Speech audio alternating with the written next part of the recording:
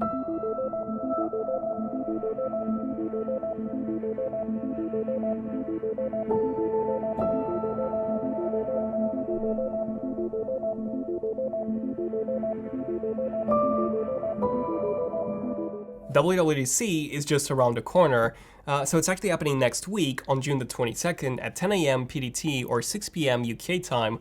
And, as it's been the tradition for so many years now, here's a list of things that we can expect from this year's WWDC event. And one thing that we definitely won't expect, because it won't happen, is me attending the event.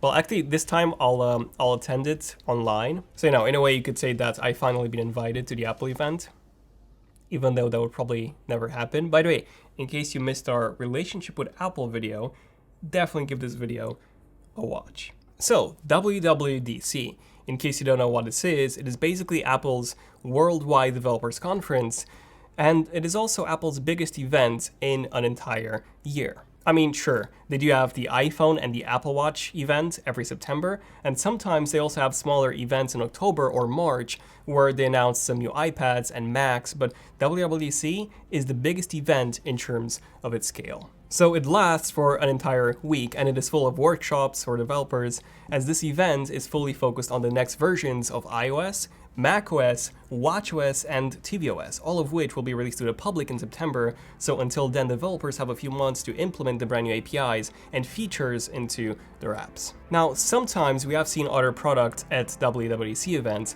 such as usually Macs, and luckily this event will be no exception. So, without any further ado, here are not 5, not 10, but 7 things to expect from this year's WWDC event. So get that popcorn ready, sit back, relax, and enjoy. Okay, so first things first, we have seen a few reports that Apple will be updating the iMac very, very soon. And here's the thing, the 2019 iMac was actually a very good upgrade, with 8-core Intel i9 processors, up to 64 gigabytes of RAM, and AMD Vega 48 graphics with 8 gigabytes of HBM2 memory. Like, we actually bought one ourselves last year to replace our 2015 iMac, and it's been doing great. It's crazy powerful and perfect for our 4K video workflow, so the performance hasn't really been an issue here. The issue is that Apple has not updated the design of the iMac since 2012, 8 years ago. And in fact, if you take a look at the front of the iMac, it has actually remained unchanged since the 2009 27-inch iMac, so that's 11 years ago. I mean, come on Apple, I know that you like recycling designs over and over and over again, but keeping the same design for 11 years and not offering any new options aside from a space gray color for the iMac Pro, I don't know, I think that's just ridiculous. The current iMac in 2020 has some absolutely gigantic bezels, bigger than my palm really, a massive chin on top of that, and yeah, it just doesn't fit in 2020 design-wise. But luckily we have seen many reports that Apple will finally update the iMac's design this year.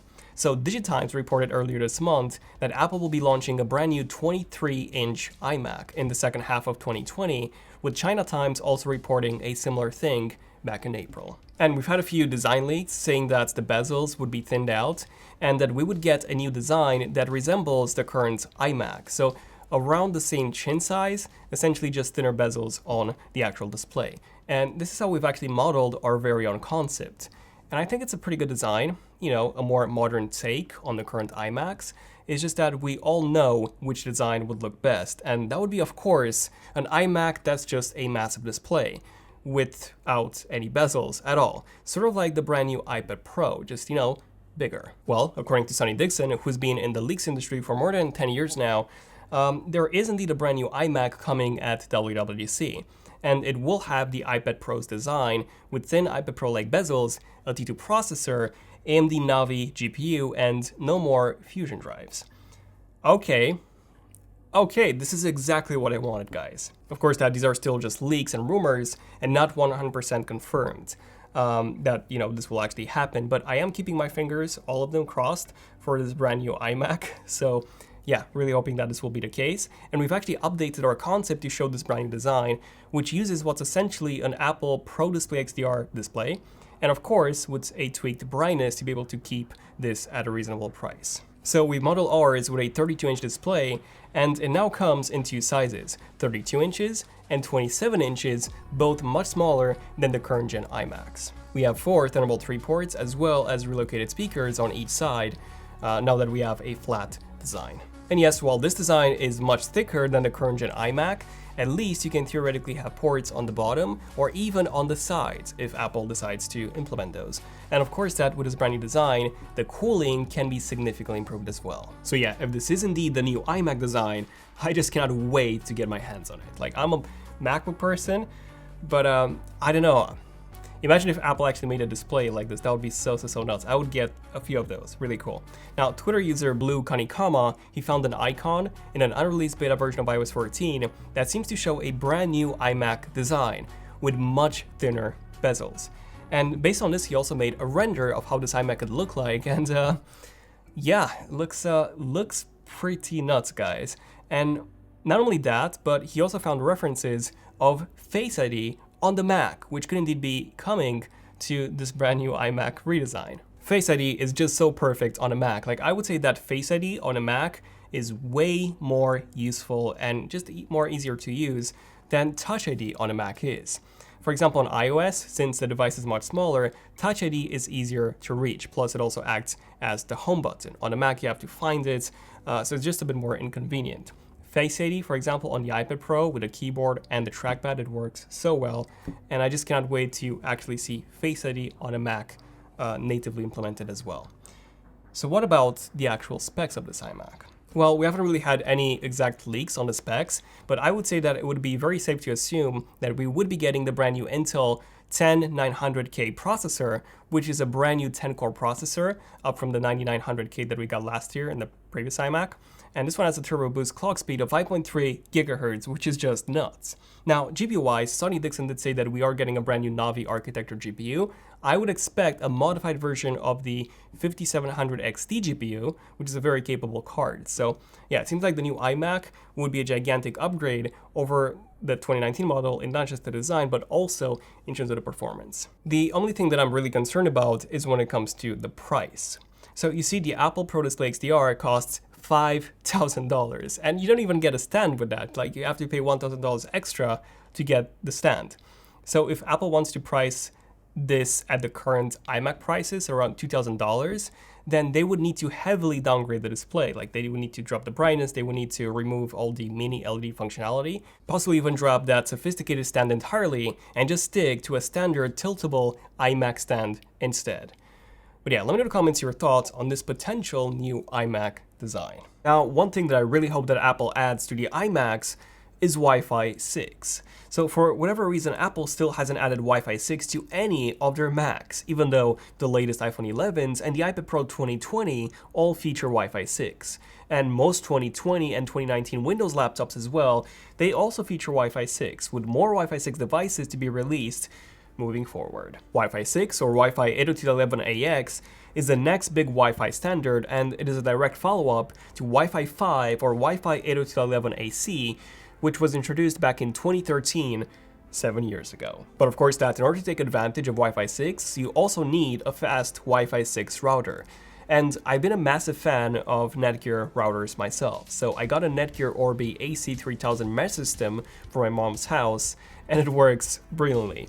I have one at my place as well, and now Netgear has reached out and they said, hey, we've just launched our brand new Orbi Wi-Fi 6 system, AX6000, or the Orbi RBK852, our highest end mesh system yet, and we'd love to sponsor this portion of this video and send you one to take a look at. So here we go, guys. This is the brand new Netgear Orbi Wi-Fi 6. A 3-band mesh Wi-Fi 6 system, and this is honestly the highest end Wi-Fi 6 router mesh that I've seen. Okay, but why is this so special? Well, first of all, as a mesh system, this Orbi Wi-Fi 6 kit comes with 2 units in the box, although you can also get a kit that comes with 3. So one unit is the router, which replaces your existing ISP router, while the other unit is the satellite, which extends the Wi-Fi signal to harder to reach areas of your house without losing performance. You can get up to 6 rooms covered, or an area as large as 350 square meters, and still get up to 6 gigabits per second Wi-Fi speeds. Yeah, 6 gigabits per second, like, My ISP doesn't even do that, so yeah, this is literally future-proofing to the extreme. In fact, where the Orbi Wi-Fi 6 really comes in full use is when many devices are all connected at once, and everyone is trying to use the Wi-Fi at the same time. So with Wi-Fi 5, things got slow really, really quickly. But the Orbi Wi-Fi 6 can easily handle all these devices with much faster performance. So that's the real benefit of Wi-Fi 6, future-proofing. Now, this sort of Wi-Fi performance does come at a premium, but when you're spending thousands on brand new devices, it makes a lot of sense to support them with the highest quality Wi-Fi system too. And with 8K video streaming and gaming platforms such as Google Stadia also streaming in high definition, the Orbi Wi-Fi 6 system is perfect for those demanding households. It's also extremely easy to set up. You just download the free Netgear Orbi app and you're automatically guided through there. Anyone can do it, and overall, out of tens of routers that I've tried and tested, I've personally been the most satisfied with Netgear routers. And this was even before Netgear approached us as a sponsor. So yeah, try it out. Use the link in the description box down below. I promise you, you won't regret it. Okay, now aside from the new iMac, the other big new WWDC announcements would be Apple's switch to ARM processors. So this will actually be the big announcement and something that would generally define the future of computing, not just for Apple, but for the entire industry. You see, in all of their Macs, Apple is using an Intel processor.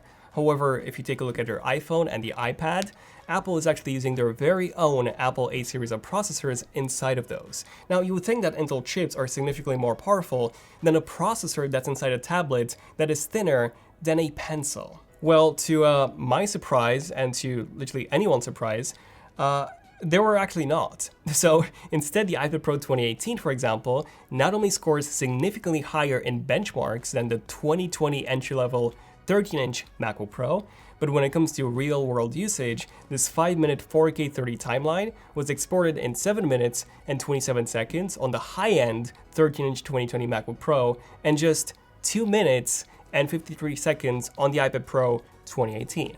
Yeah, not even the latest 2021, the 2018 model. Apple's expected to announce this switch from Intel to ARM in their Macs at this WWDC, according to a brand new report by Bloomberg's Mark Gurman. So what does this all mean for the average user? Well, Apple won't just switch to ARM overnight, so this will be a multi-year project.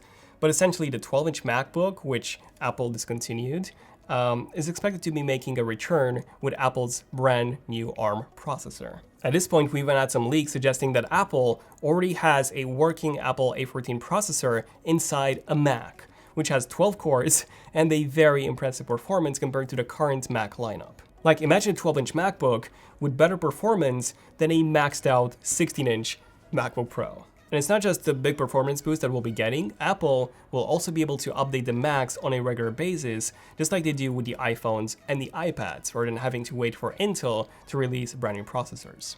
On top of this, power consumption would be extremely reduced. So expect to see a MacBook with possibly even up to 20 hours of battery life, and even some extremely thin form factors with no fans and therefore no noise at all. So yeah, the future is definitely looking promising. Who's excited? Okay, so these would be the big two announcements, the iMac and then the switch to ARM. Obviously, the bigger one would be the switch to ARM. Now, the next one would be the Apple AirTags. We've seen quite a few leaks on these, and they are rumored to be unveiled at WWDC 2020. They would be these tiny trackers, very similar to Tile, if you're familiar with those, which you can place pretty much anywhere you want and attach to pretty much anything, and then you'll be able to locate those missing devices in case they do go missing.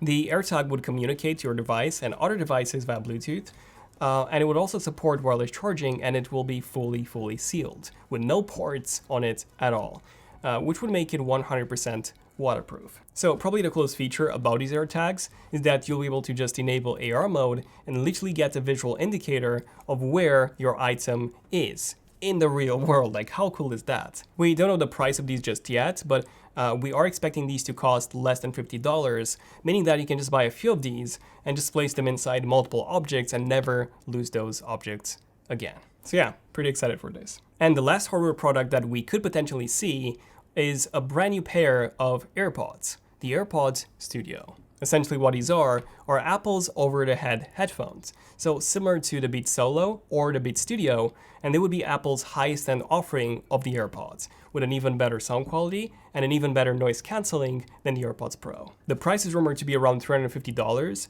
so yeah, they won't be cheap, but the ear cups are said to be modular, so that you can replace those with different styles and designs, similar to how you can replace the straps on the Apple Watch. So yeah, overall, I'm quite looking forward to these headphones, at least when it comes to trying them out. Now, I'm not really a massive fan of over-the-head headphones. I've always preferred having in-ear headphones, so yeah, I'll give them a try, but I don't know.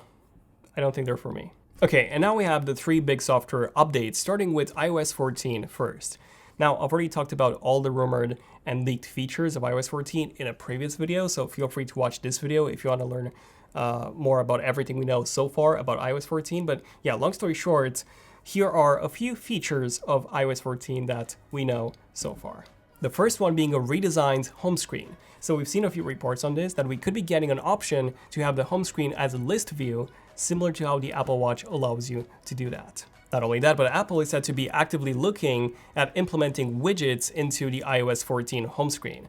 Sort of like they've already done it on the iPad with iPadOS 13 last year. Now, personally, widgets have been a massive request of mine for so many years now on iOS, so I'm really looking forward to seeing this. Then, aside from a new home screen and possibly widgets, there's also a fitness app made by Apple that is rumored to be coming. So a universal app that will work on all of your Apple devices and that will provide you with guided workouts as well as achievements for completing those workouts. Oh, fun fact, I've actually started using Peloton myself. It's an app, which I would highly recommend for anyone looking to do some great home workouts. Not sponsored, but hey, Peloton, if you want to sponsor a future video, why not? Now, iMessages are also getting some improvements, by the way, with the ability to retract messages, and apparently Apple is also working on a brand new AR app, which would allow us to take better advantage of the AR capabilities of our Apple devices. As right now, you have to find a good third-party app to do that, and there aren't really that many good AR apps aside from the IKEA Place, that is. And John Prosser said that Xcode is coming to the iPad and that it could be introduced as soon as iOS 14. Okay, next up we have watchOS. And the main feature here is said to be a kids mode, which will allow kids to have different activity ring labels and activity ring goals. Now, aside from this, sleep tracking is also said to be included, and I'm quite curious to see to what extent and also how many Apple Watch models would be supported and how exactly would it actually work. I would assume that the Apple Watch would give you some alerts that you have to charge the watch a few hours before going to bed. In order for you to be able to wear it while you're sleeping so that it can, actually track your sleep. So I'm guessing it would work sort of like that. Aside from that, there's also a new watch face coming, for sure, which is called Infograph Pro, which is said to include a tachymeter for measuring the actual movement speed, which is pretty cool for when you're on a bike, for example, or, well, that's pretty much it, or running and, to see your actual speed. And finally, we have macOS 10.16. Which we don't really know anything about, aside from the fact that it is set to implement armor functionality or support for the first time behind the hood, so that's pretty exciting. But that's pretty much it in terms of macOS. So yeah, there you go. 7 things to expect from the Apple WWDC 2020 event. Let me know in the comments which one are you excited for the most. And yeah, definitely subscribe and notifications if you want to see some coverage as soon as the Apple event ends, or actually the next day because it's quite late in the UK. And it will take us some time to do a video, but there's definitely a few videos coming next week on the Apple event, so stay tuned for those. Like and subscribe. I think I already said that. I'm Daniel, and yeah, I'll see you guys in the next one. ZONEofTECH, signing out. Cheers.